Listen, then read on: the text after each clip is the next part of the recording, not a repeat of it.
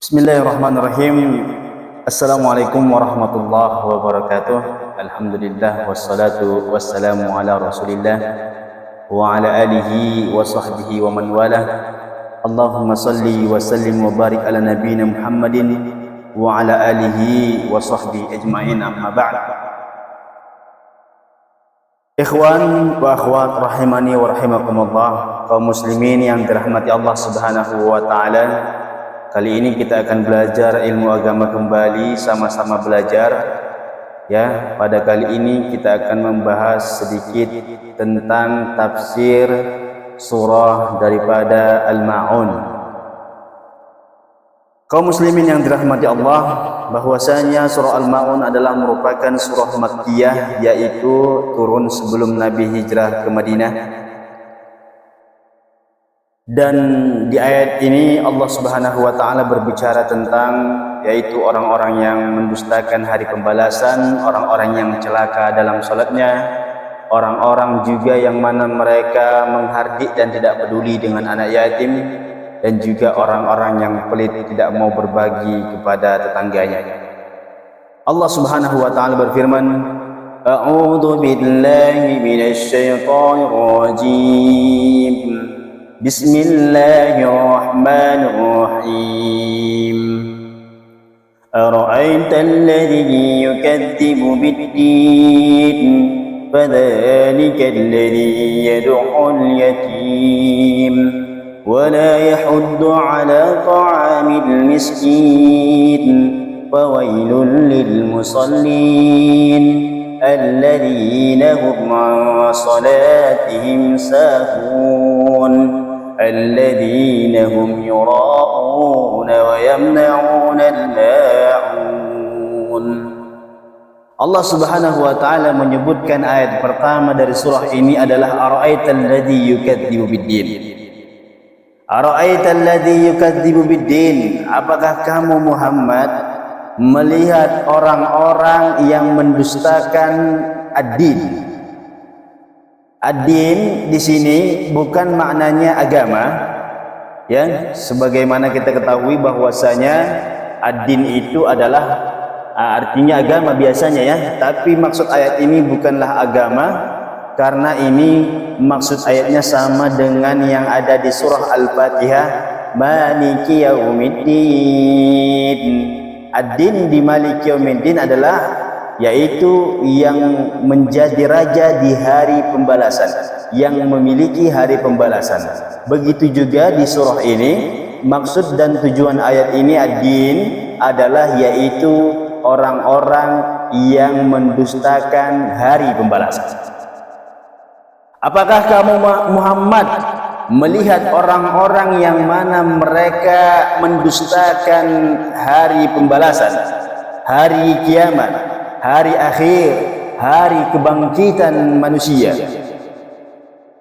Para ulama tafsir banyak mengatakan bahwasanya yang dimaksud dengan ayat ini ada beberapa orang, yaitu salah satunya adalah Al-As As-Sahmi, yang merupakan orang tua dari sahabat yang mulia Al-Amr bin As. Amr bin As, yang As ini merupakan adalah orang yang kafir kepada Allah Subhanahu wa taala.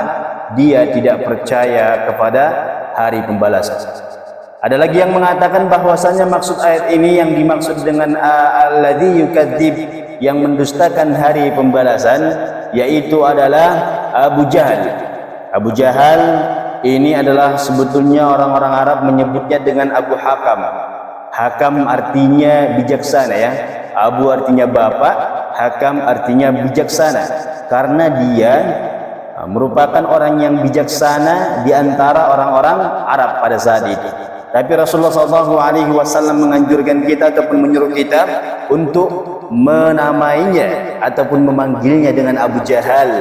Bahkan Rasulullah SAW pernah mengatakan bahwasanya Abu Jahal adalah Fir'aunnya umat ini. Kalau zaman dahulu ada Fir'aun di zaman Nabi Musa yang menentang Allah, padahal dia mengetahui Allah Tuhannya Nabi Musa dan Tuhan dia, tapi dia tidak mau peduli karena dia menentang.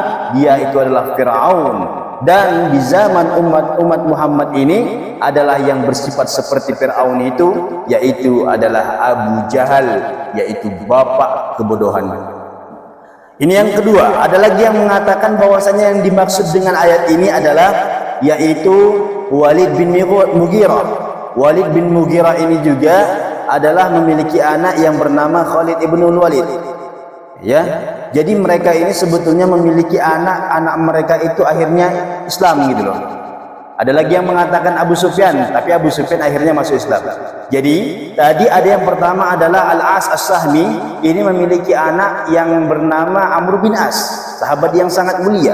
Ada lagi yang mengatakan tadi adalah yaitu sahabat Walid Al-Mughirah memiliki anak Khalid bin Walid, masuk Islam juga. Abu Jahal juga anaknya juga masuk Islam, yaitu Ikrimah bin Abi Jahal. Abu Sufyan tentunya adalah Muawiyah bin Abi Sufyan. Anak-anak mereka ini semuanya masuk Islam, tapi mereka ini tidak mau masuk Islam, tidak percaya dengan hari pembalasan. Bahkan dikatakan dalam sebuah riwayat bahwasanya ada Abu Sufyan atau Abu Jahal yang mana mereka ini senantiasa menyembelih seekor unta di setiap minggu ya. Setiap minggu mereka saking kaya rayanya menyembelih unta. Unta harganya pasti mahal sekali, lebih mahal daripada sapi dan juga kambing kan gitu. Unta besar. Nah, dia menyembelih unta, maksud saya, dia menyembelih unta setiap minggu dan memberikan makan kepada orang-orang kaya, tapi orang-orang miskin tidak diberikan makan gitu loh. Khusus untuk orang-orang kaya ataupun orang-orang terkemuka di Mekah itu. Pada suatu ketika datanglah seorang anak kecil, yang mana anak kecil ini telanjang bulat ya, dan dia sangat miskin dan dalam keadaan lapar. Dia datang kepada Abu Sufyan atau Abu Jahal, yang mana mereka sedang menikmati makanan ataupun masakan dari unta yang mereka sembelih. Tapi karena dia datang mengemis meminta kepada Abu Jahal ataupun Abu Sufyan, mereka ini marah, mengambil tongkatnya dan mendorong anak itu sampai jatuh. Akhirnya sang anak yang miskin tadi, yang kelaparan, yang minta hanya sepotong daging daripada unta itu, dia terjatuh dan akhirnya dia lari ketakutan. Maka dari sebab itu Allah turunkan ini ya, yang mana mereka itu adalah padzalikal ladzi yad'ul yatim, yang mana mereka itu senantiasa menghardi anak yatim, mencela anak yatim, dan tidak berbuat baik kepada anak yatim. Kaum muslimin yang dirahmati Allah, inilah maksud daripada ayat pertama. Yang ayat yang kedua, padzalikal ladzi yad'ul yatim, mereka itulah yang mana mereka menghardi anak yatim. Anak yatim kita ketahui teman-teman adalah orang yang meninggal ayahnya ya.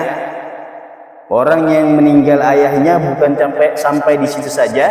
Orang yang meninggal ayahnya tapi dia belum balik. Di Indonesia kita sering mendapati ya, orang yang merasa dirinya yatim padahal dia sudah balik.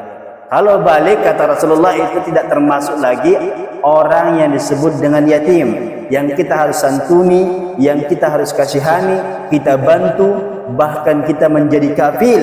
Kafil artinya adalah penanggung ya, yang menjamin kehidupan sang anak yatim. Padzalikal ladzi yad'ul yatim, mereka ini orang-orang yang mendustakan hari pembalasan itu. Kata Allah Subhanahu wa taala, mereka suka mencaci, mencela, menghardi anak yatim. Tidak peduli dengan anak yatim, tidak mau membantu orang-orang yang mereka telah meninggal ayahnya. Apa korelasi keduanya ini? Karena bahwasanya mereka tidak meyakini adanya balasan dari Allah Subhanahu wa taala. Seandainya lah orang-orang yang mendustakan, yang mana mereka tidak mendustakan hari pembalasan, tentu mereka akan yakin bahwasanya setiap kebaikan yang mereka lakukan, mereka menyantuni anak yatim, bersedekah kepada anak yatim, pasti Allah balas dengan kebaikan yang sangat banyak di hari kiamat. Tapi mereka adalah orang-orang yang tidak meyakini hari kiamat itu. Mereka mengatakan bahwasanya ketika manusia meninggal dunia, maka mereka tidak akan dibangkitkan lagi. Jadi mereka akhirnya pelit, ya. Orang pelit-pelit ini adalah orang yang mana mereka tidak percaya dengan hari pembalasan. Kalau kita punya teman orang yang pelit, ya, itu pertanda bahwasanya dia tidak yakin dengan balasan Allah. Ya, dia menyimpan hartanya, dia tidak mau memberi kepada keluarganya, dia tidak mau bersedekah kepada tetangganya dan lain sebagainya. Itu pertanda bahwasanya dia tidak yakin ataupun kurang yakin dengan hari pembalasan. Allah yang menyebutkan di sini.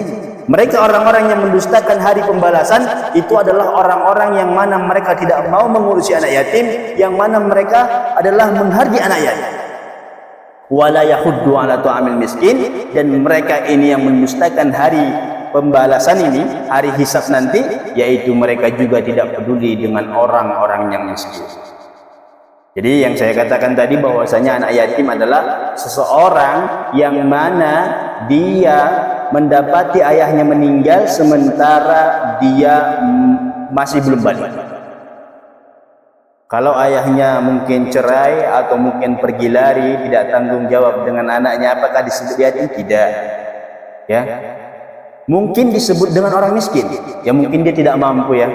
Apakah orang yang sudah punya anak tapi dia tidak punya apa-apa, memang bapak mamanya sudah meninggal karena dia sudah tua gitu. Bagaimana dengan bapak mamanya? Pasti sudah meninggal. Apakah ini disebut yatim? Tidak. Karena mereka telah dewasa. Jadi patokannya teman-teman, yang dinamakan yatim adalah yaitu orang yang bapaknya telah meninggal sementara dia belum dewasa. Adapun orang yang sudah dewasa, orang yang sudah menikah, orang yang sudah menjadi orang tua, ketika bapaknya meninggal dia tidak dikatakan yatim lagi, ya. Tapi mungkin kalau dia orang yang tidak mampu, dikatakan adalah orang yang miskin. Seperti itu. Jadi teman-teman, ini yang yatim. Kalau di Indonesia ada sebuah istilah piatu ya. Piatu itu ya mungkin Indonesia memberikan istilah orang yang telah meninggal ibunya. Tapi yang wajib disantuni adalah anak yatim yang ayahnya meninggal, karena seorang ayahlah yang membiayai kehidupan rumah tangga gitu loh. Kewajiban seorang ayahlah yang membiayai kehidupan di dalam rumah tangga, bukan seorang ibu. Oke, mereka tidak mau memberikan makan kepada orang miskin. Orang-orang yang tadi, yang mana mereka tidak percaya dengan hari pembalasan, mereka tidak mau memberikan harta mereka kepada kaum orang-orang yang miskin, karena mereka tidak percaya bahwasanya setiap sedekah yang mereka keluarkan Allah balas nanti di akhirat. Bahkan satu kebaikan yang kita lakukan teman-teman akan Allah balas paling sedikit 10 kebaikan, ila sab'ati mi'ati di'fin, sampai nanti 700 kali lipat, ila ad'afin katsirah, bahkan lebih daripada 700 lagi. Ya, jadi kadang-kadang teman-teman ya, kita berpikir bahwasanya apa yang kita sedekahkan itulah yang akan habis. Uang saya ada 1 juta, kalau saya sedekahkan 100.000 tinggal 900, berkurang. Rasul mengatakan, ma naqasat shadaqatun min malin, tidak mungkin seseorang itu kehilangan hartanya daripada bersedekah. Tidak mungkin sedekah yang dia lakukan itu menyebabkan hartanya berkurang, tidak, bahkan bertambah. Kalau kita sedekahkan 1.000, paling sedikit Allah balas menjadi 10.000. Itu paling sedikit teman-teman. Kalau kita ikhlas, kalau memang orang itu paling membutuhkan, maka itu nanti sampai 700 kali lipat. Kita bersedekah 1.000, Allah balas dengan 700.000. Bukan materi, bukan uang. Tidak selamanya balasan Allah itu uang. Allah kadang-kadang nanti akan siapkan ataupun simpan di hari kiamat. Nanti di hari kiamat kita akan panen pahala dengan 1.000 yang kita sedekahkan menjadi 700.000 atau bahkan lebih daripada itu. Ini ayat yang ketiga. Ayat yang keempat, Allah Subhanahu wa taala mengatakan, fawailul lil musallin. Wail, celakalah bagi orang-orang yang salat.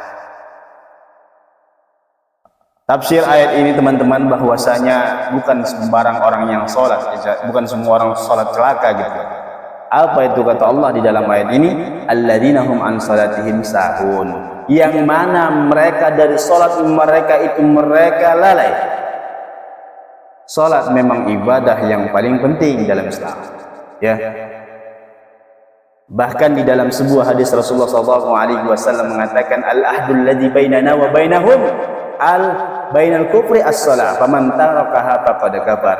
Perjanjian antara kita dengan orang-orang Yahudi dan Nasrani adalah salat. Barang siapa yang meninggalkannya, maka dia telah kufur kepada Allah.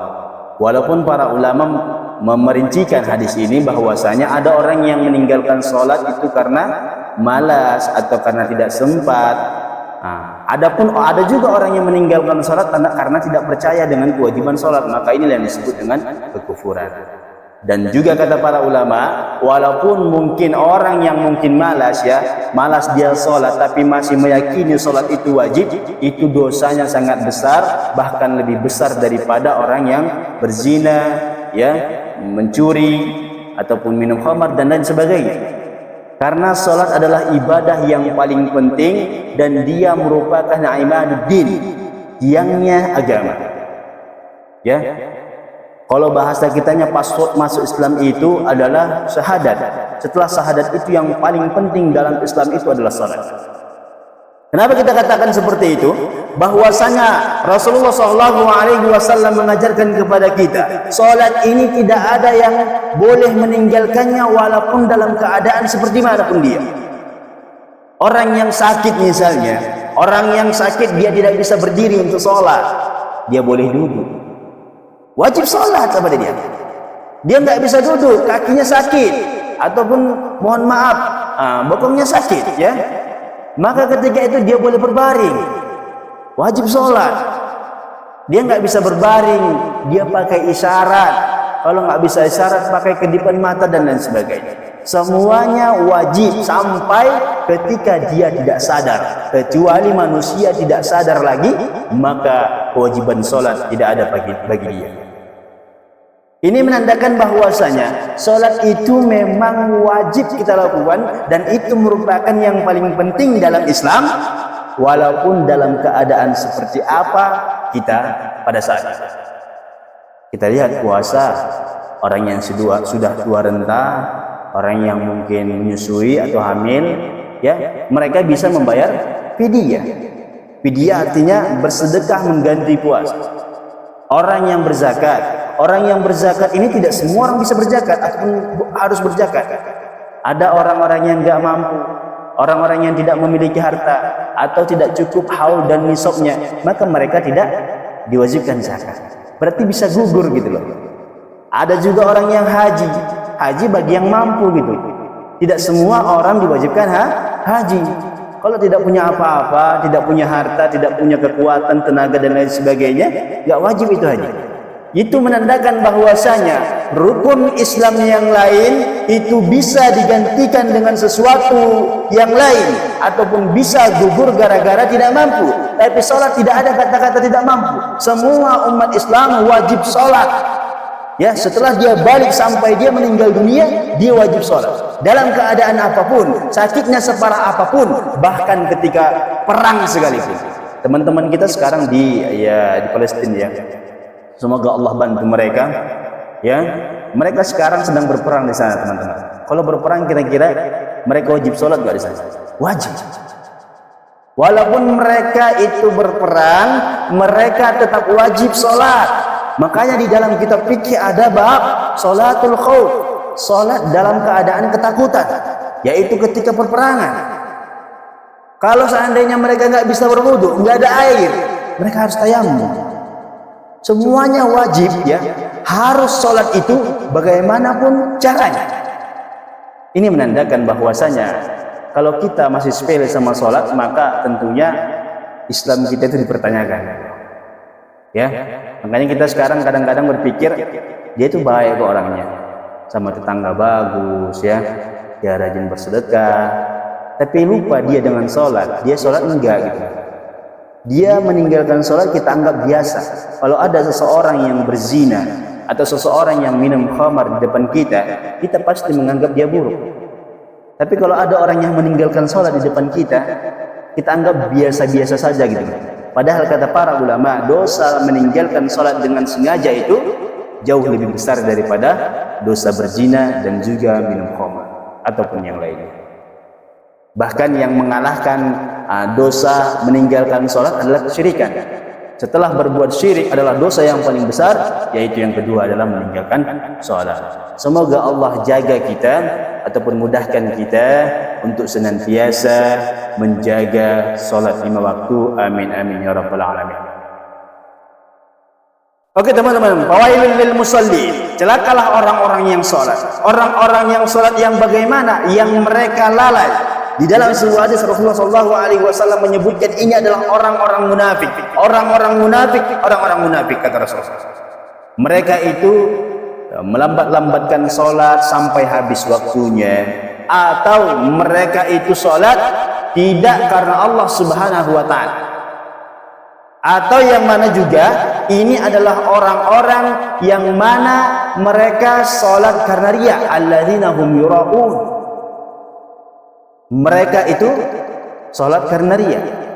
Ya, ada juga para ulama yang mengatakan bahwasanya ini adalah orang-orang yang mabuk dalam sholat. Mungkin kalau zaman dahulu ya dilarang oleh Allah untuk sholat ketika dalam keadaan mabuk. La taqrabus shalah wa antum sukara. Jangan kalian dekati sholat sementara kalian sedang mabuk. Tapi di zaman sekarang kata para ulama kita, banyak orang-orang yang mabuk ketika sholat. Definisi mabuk itu biasanya ya, orang yang mana dia tidak sadar dan tidak tahu, tidak mengerti apa yang diucapkannya. Waduh, bahaya kali ini ya. Berarti orang-orang yang tidak paham, tidak mengerti apa yang diucapkannya mabuk gitu. Sebagian ulama memasukkan seperti itu. Ini memotivasi bagi orang-orang yang tidak mau belajar bahasa Arab, harus belajar bahasa Arab gitu loh. Jadi orang-orang yang mana mereka senantiasa sholat, tapi mereka tidak paham apa yang mereka ucapkan, tidak ngerti apa bismillah, alhamdulillahirabbil alamin, enggak tahu artinya. Mulai dari takbir sampai salam mereka hanya berqomat kamil, tidak tahu artinya. Oke, mungkin tidak tahu sekarang, tapi mereka juga tidak mau berusaha untuk mencari tahu. Maka orang seperti ini dianggap sebagian orang yang mabuk. Ya, artinya orang mabuk itu kalau kita lihat orang mabuk ya di jalanan, ngomongnya tuh melantur gitu. Melantur. Setelah dia ngomong, setelah dia sadar, kita tanya apa yang kau ucapkan tadi, dia nggak tahu gitu. Nah, inilah perbandingan ulama kadang-kadang ya menyamakan bahwasanya orang-orang yang sholat tapi tidak paham maknanya, tidak mengerti apa yang dia ucapkan kepada Allah, maka itu bahaya sekali teman-teman. Coba kita bayangkan kita hidup 60 tahun ya, 70 tahun. A'maru ummati baina sittin wa sab'in. Faqalil man zada an zalik. Umur umatku kata Rasulullah itu antara 60 sampai 70 tahun. Kita bayangkanlah 70 tahun kita hidup. Kita ahli dunia, ahli mesin, ahli teknik, matematika lancar di luar kepala, bahasa Inggris jago sejago-jagonya. Kita ahli dalam mencari harta, mencari dunia. Tapi ketika kita sholat, kita tidak tahu dan tidak paham apa yang kita ucapkan kepada Allah Subhanahu wa Ta'ala. Bagaimana nanti kita akan bertanggungjawabkan? Makanya bahasa Arab itu dibilang bahasa Islam. Aku nggak suka bahasa Arab, aku lebih suka bahasa Inggris. Iya, boleh kau belajar bahasa Inggris. Boleh kita mempelajari bahasa Inggris. Itu sarana kita untuk berkomunikasi di dunia digital ataupun era modern sekarang ini. Tapi kita harus tetap belajar bahasa Arab. Sekedar kita memahami apa yang kita ucapkan dalam setiap bentuk ibadah kita kepada Allah, karena rata-rata ibadah-ibadah di dalam Islam itu menggunakan bahasa Arab, terutama dalam sholat. Orang yang sholat tidak sah dia berbahasa Indonesia, kalau tidak boleh dia juga berbahasa Batak, berbahasa Minang, berbahasa Melayu. Kalau ada satu kata pun keluar dari mulutnya dengan sengaja, yaitu berbicara dengan bahasa Indonesia ataupun selain bahasa Arab, maka sholatnya batal. Dari takbir sampai salam semuanya menggunakan bahasa Arab, tapi kita kadang-kadang tidak paham apa yang kita ucapkan ketika sholat. Maka Umar bin Khattab pernah mengatakan tentang bahasa Arab, ta'allamul arabiyyah fa innaha min dinikum. Hei kalian semuanya, ajari kalianlah bahasa Arab, karena sesungguhnya bahasa Arab itu merupakan bagian daripada agama kalian. Tidak mungkin seorang muslim itu terpisah dengan bahasa Arab, sementara hidupnya, ibadahnya semuanya menggunakan bahasa Arab. Ya, doa-doa yang diajarkan Rasulullah menggunakan bahasa Arab, azan bahasa Arab, salat bahasa Arab, kalau haji pun menggunakan bahasa Arab. Ya, Al-Quran juga tentunya bahasa Arab, hadis-hadis Rasulullah bahasa Arab. Maka tentunya teman-teman, ini adalah motivasi bagi kita semuanya untuk senantiasa mempelajari bahasa Arab supaya kita mengerti apa yang kita ucapkan ketika kita beribadah kepada Allah Subhanahu wa taala. Dan juga Allah katakan alladzina hum yuraun, mereka orang-orang yang salat ini pengen dilihat manusia saja ya. Mereka bukan mengharapkan Allah Subhanahu wa taala. Mereka ingin dilihat manusia. Ini pertanda orang munafik. Alladzina yukhadi'un Allah wa huwa khadi'uhum. Mereka yang menipu Allah padahal Allah lah yang menipu mereka. Mereka menipu diri mereka sendiri. Idza qamu ila shalah qamu kusala.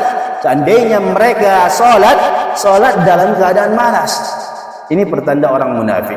Semoga Allah jauhkan kita dari sifat-sifat munafik.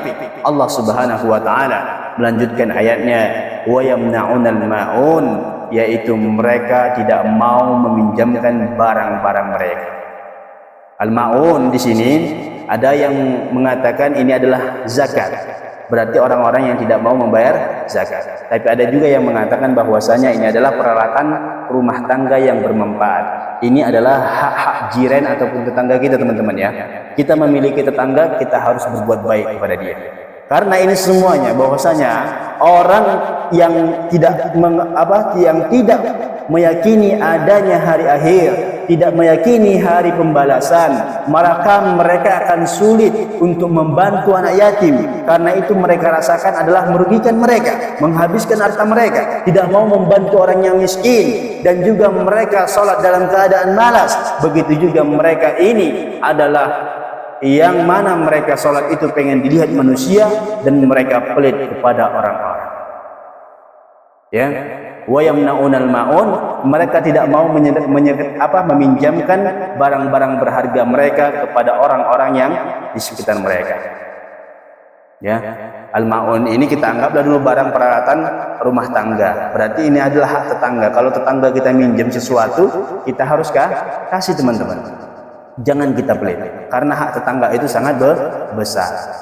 Man kana yu'minu billahi wal yaumil akhir falyukrim jarahu. Barang siapa yang beriman kepada Allah dan juga hari akhir, maka hendaklah dia, yaitu adalah memuliakan tetangganya. Nah, kalau seandainya seseorang tidak memuliakan tetangga, itu pertandanya bahwasanya dia kurang beriman kepada hari pembalasan. Ya, kurang beriman kepada Allah Subhanahu wa taala. Karena dia itu tidak meyakini balasan dari Allah, tidak meyakini bahwasanya Allah akan balas dia berlipat ganda daripada itu. Orang yang pelit-pelit ini makanya hati-hati kita ya. Jangan kita biasakan hidup itu dengan kepelitan. Kita ajari anak-anak kita ataupun orang-orang yang kita sayangi itu untuk senantiasa berbagi, karena sesungguhnya apa yang kita berikan teman-teman itu adalah sesuatu yang kita simpan. Ibaratkan kita akan masukkan dia ke gudang, dan gudang ini nanti di hari kiamat akan kita buka, kita panen semuanya. Ya, jangan sangka apa yang kita tumpuk-tumpuk miliaran rupiah, ratusan juta, bahkan triliunan ya. Kita lihat orang-orang yang sangat kaya raya, itu hartanya semuanya nanti akan dihisab gitu loh. Bahkan ada orang kaya itu pelit gitu. Sudah haji, nah ya, sudah kaya raya, dia pelit gitu. Makanya ini hati-hati. Pelit itu adalah sebuah penyakit yang harus kita tepis, yang harus kita hilangkan dari diri kita, bahkan dari keturunan dan anak cucu kita, supaya kita menjadi orang-orang yang paling bermanfaat bagi manusia. Kenapa? Karena Rasulullah SAW mengatakan, khairun nas anfa'uhum linnas, sebaik-baik manusia yang paling bermanfaat bagi orang lain. Kalau hidupmu hanya manfaatnya bagi dirimu saja, kau belum sebaik-baik manusia. Ya, seandainya hidupmu kaya raya, betul, iya, kau senang, iya, kau hanya bermanfaat untuk dirimu, kau hanya memikirkan dirimu, tidak mau berbagi kepada orang lain, maka sungguh dirimu itu belum menjadi orang yang terbaik. Karena kata Rasulullah, sebaik-baik manusia yang paling bermanfaat bagi orang lain. Kalau kau punya harta, bagikan hartamu kepada fakir miskin. Kalau kau punya ilmu, ajarkan kaum muslimin. Kalau kau punya tenaga, bantu kaum muslimin. Semua apapun yang bisa kita bantu ke umat ini, maka kita harus bantu sesuai dengan kemampuan kita. Oke teman-teman, inilah tafsir singkat dari surah Al-Ma'un. Tentunya sangat banyak lagi tafsiran-tafsiran ataupun penjelasan-penjelasan tentang surah ini yang mungkin ya belum kita ucapkan ataupun kita paparkan di sini. Maka tentunya saya ulangi lagi bahwasanya kita harus senantiasa ya mempercayai hari akhir. Kita juga memperbaiki sholat kita. Jangan sampai kita sholat kita itu ya lalai gitu kan, atau bahkan tidak sholat gitu. Semalas apapun teman-teman, ayolah sholatlah gitu. Jangan menganggap meninggalkan sholat itu adalah sesuatu yang mudah ataupun tidak berdosa gitu. Dan juga kita harus saling memberi kepada orang lain. Kita juga harus ikhlas kepada Allah Subhanahu wa Ta'ala, dan kita jangan pelit kepada tetangga, karena semuanya kehidupan kita ini adalah nanti ada hisabnya di hari kiamat, yang mana semuanya akan dinampakkan Allah Subhanahu wa Ta'ala. Mungkin cukup sekian dulu kali ini. Ya mudah-mudahan ini bermanfaat bagi diri kami pribadi dan juga kepada hadirin sekalian. Ya mudah-mudahan semuanya kita yang ada di sini, saya dan juga kawan-kawan yang menonton video ini, mudah-mudahan Allah kumpulkan kita nanti di surga Allah Subhanahu wa Ta'ala. Amin. Dan juga Allah berikan kita nikmat, yaitu mati husnul khatimah. Amin amin ya rabbal alamin. Dan semoga Allah menangkanlah saudara-saudara kita yang ada di Palestina. Allahumma ansurhum nasran aziza. Ya Allah, tolonglah mereka dengan tolongan yang sangat dahsyat. Ya Allah, Allahumma ansur ikhwanana al-mujahidin di Palestina. Ya Allah, tolonglah ikhwan-ikhwan kami, saudara-saudara kami yang berjuang di jalan-Mu ya Allah, di daerah Palestina. Amin amin ya rabbal alamin. Subhanakallahumma wa bihamdik, asyhadu an la ilaha illa anta, astaghfiruka wa atubu ilaik. Assalamualaikum warahmatullahi wabarakatuh.